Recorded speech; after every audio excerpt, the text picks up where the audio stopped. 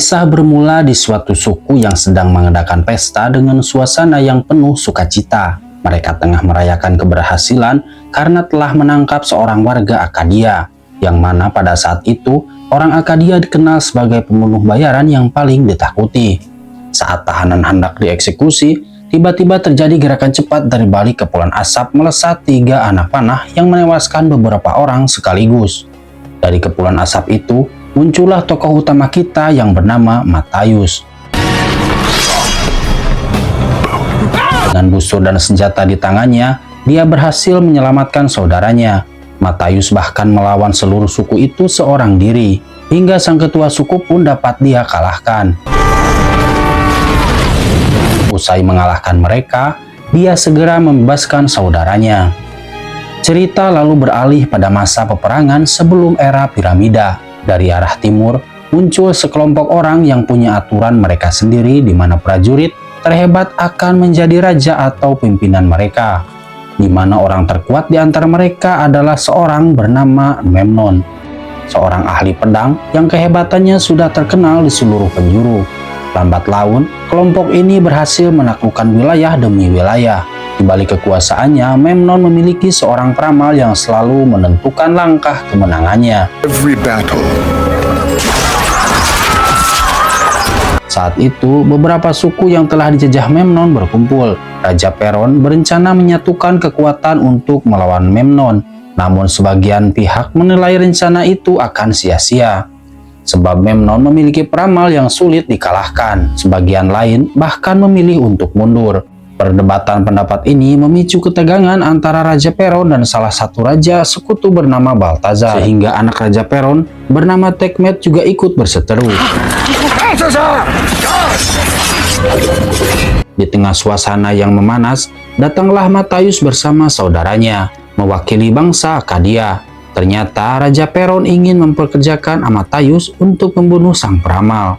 Matthaius dan saudaranya dinilai mampu menuntaskan misi itu, sehingga Raja Peron rela menyerahkan semua harta yang dimilikinya sebagai bayarannya. Sebelum berangkat, Matthaius sempat berselisih dengan Balthazar. Keesokan harinya, Matthaius mempersiapkan perlengkapan untuk menyusup ke perkemahan Memnon. Nampak ia menunggangi seekor unta. Meski unta lebih lambat dibanding kuda, menurut Matthaius hewan ini lebih cerdas.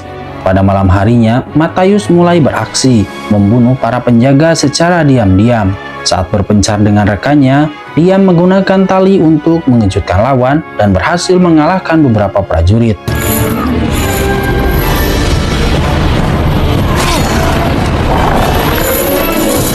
Dalam aksinya, dia menemukan seorang tawanan yang berisik meminta pertolongan. Karena khawatir ketahuan, Matthaius memukulnya hingga pingsan. Dari kejauhan, Matthaius melihat tenda sang peramal dan memanggil rekannya untuk mendekat. Akan tetapi, Matthaius berhasil bersembunyi namun saudaranya tertangkap. Singkat cerita, Matthaius akhirnya berhasil masuk ke tenda sang peramal dan terkejut saat peramal itu mengenalnya dan tahu alasan kedatangannya. Karena hal itu, Matthaius pun urung membunuhnya. Tiba-tiba beberapa prajurit datang dan Matthaius ditangkap setelah diserang dengan trisula.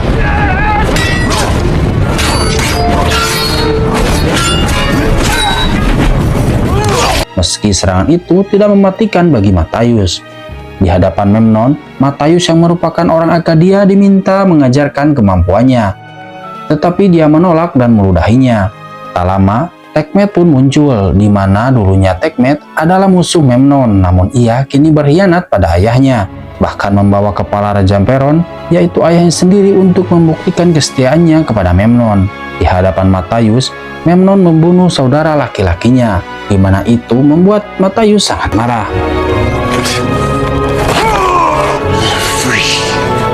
Saat hendak membunuh Matthaius, sang peramal memperingatkan bahwa kematian Matthaius hanya akan membawa petaka.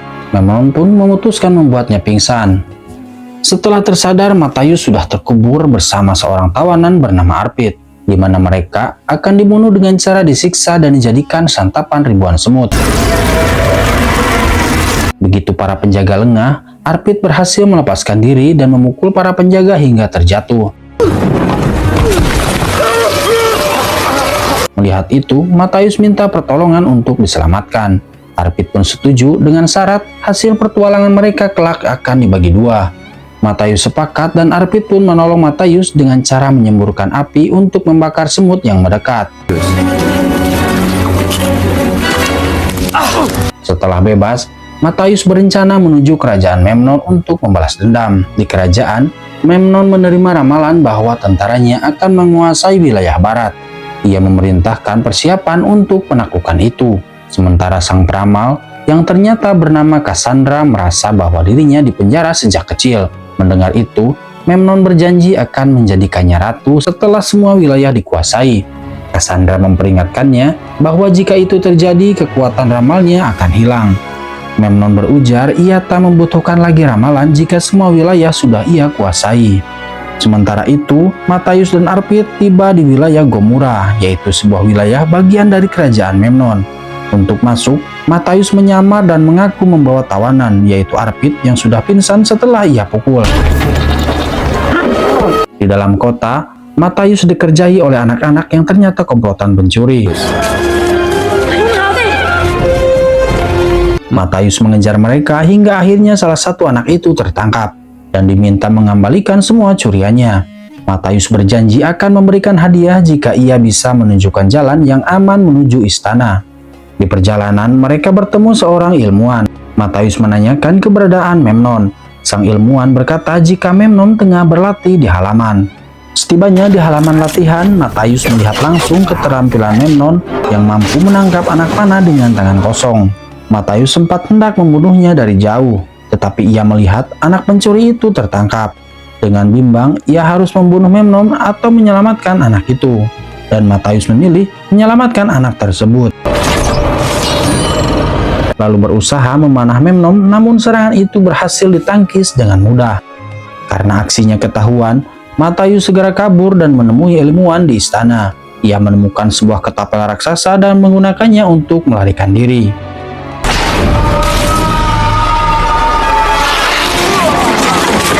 Yang membuatnya terlempar ke kamar para selir Memnon. Para wanita itu menggoda Matayus, tapi sebenarnya hanya mengelabui untuk mengambil senjatanya, lalu memanggil para penjaga. Dengan tangan kosong, Matayus melawan mereka dan memanfaatkan sebuah gong untuk meloloskan diri.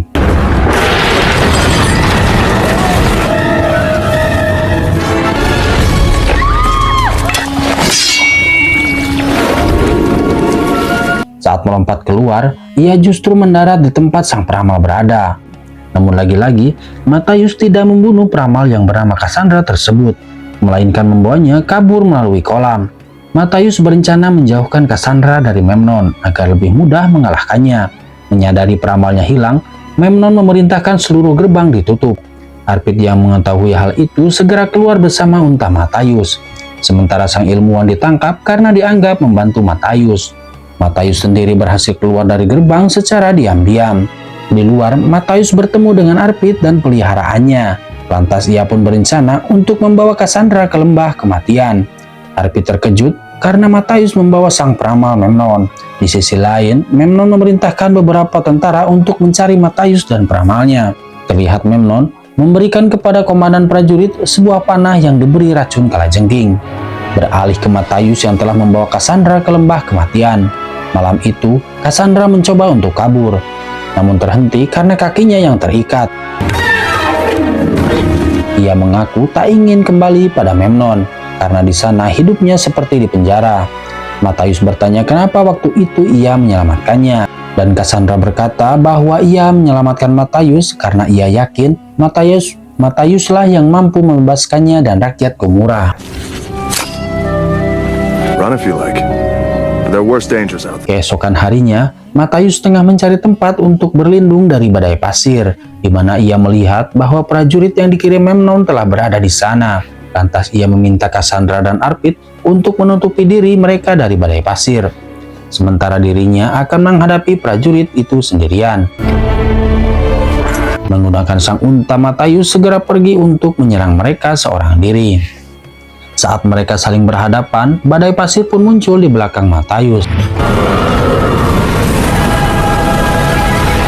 Hal tersebut membuat berkuda menjadi kacau karena tak bisa melihat.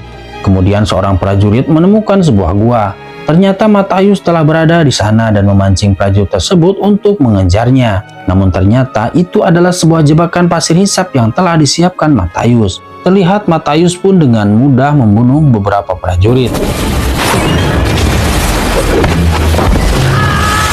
Tak lama kemudian mereka menemukan sebuah pedang.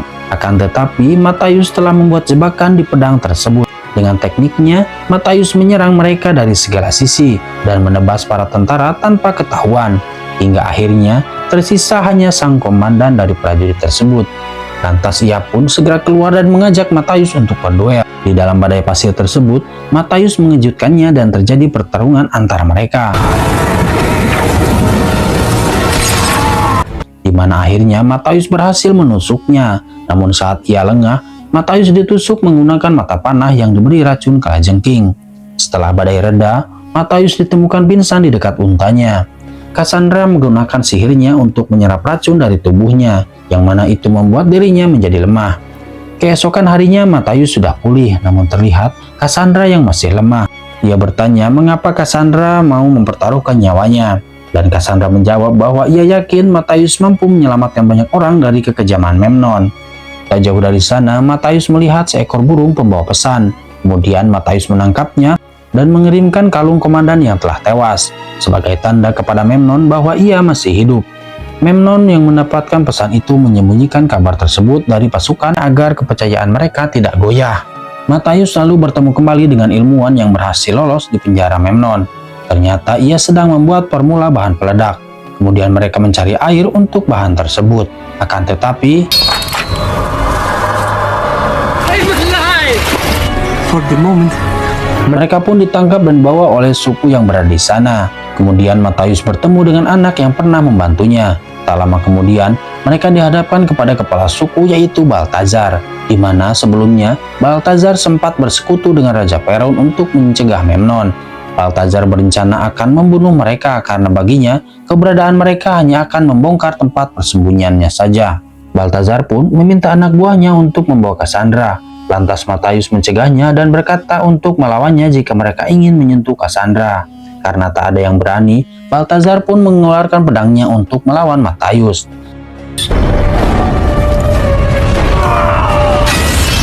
Mereka pun bertarung menggunakan tangan kosong. Kedua pria besar ini pun langsung adu kekuatan. Terlihat Baltazar mampu menjatuhkannya dan memukul Matthäus hingga terjatuh. Kala itu, Baltazar bermain curang dengan menggunakan senjata.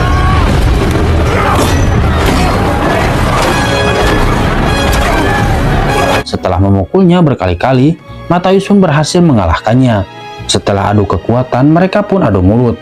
Baltazar menginginkan Cassandra dikembalikan, karena jika tidak, hal itu bisa membahayakan rakyatnya. Namun Matthäus berkata jika Cassandra dikembalikan, Memnon akan semakin kuat. Meskipun seluruh rakyatnya bersembunyi, Memnon akan tetap menjajah mereka. Lantas Matthäus berjanji untuk melawan Memnon walaupun itu sendirian. Malam harinya, mereka disambut baik oleh para warga suku. Setelah itu, Cassandra bertemu dengan seorang anak yang membuat Cassandra mendapat penglihatan bahwa anak tersebut dan seluruh penduduk di sana akan dibantai oleh Memnon. Lantas Cassandra pun memberitahu penglihatannya kepada Matthäus.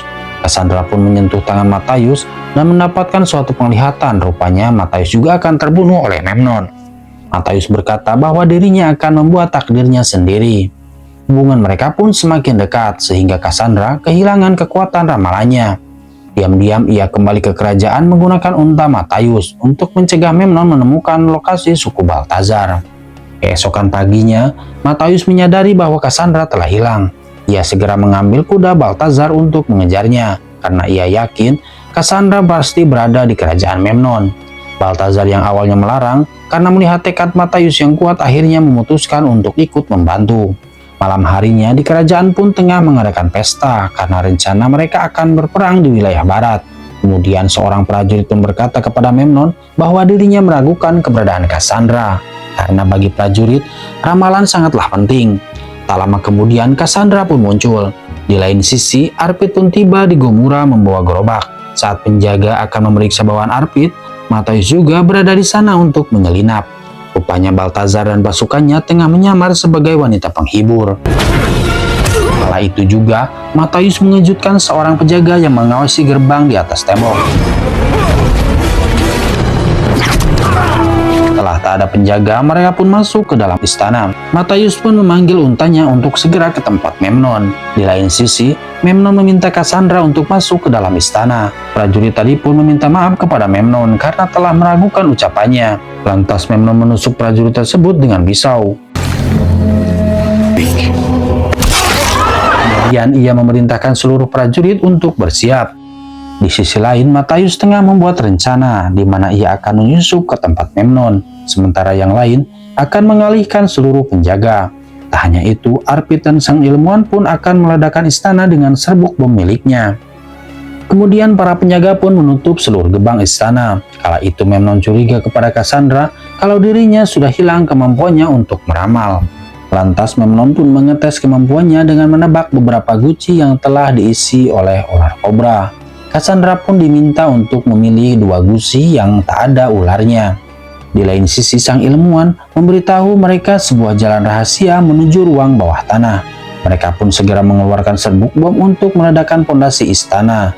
Tak lama kemudian, 2 orang tentara mendatangi mereka.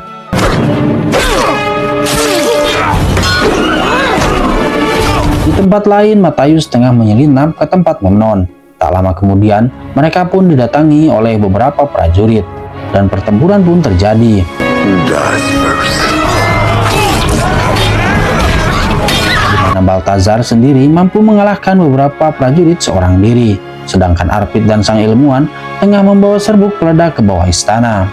Kembali kepada Cassandra, ia pun berhasil menebak guci pertama, namun pada guci kedua, terlihat Matthäus yang melompat untuk mengejutkannya. Pedang pun diayunkan dan pertarungan pun terjadi.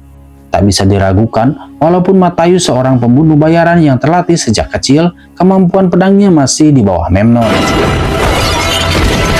Kemudian Memnon melepaskan beberapa ular untuk mengganggu konsentrasi Matthäus. Lalu Memnon menggunakan kemampuannya dalam menggunakan 2 pedang.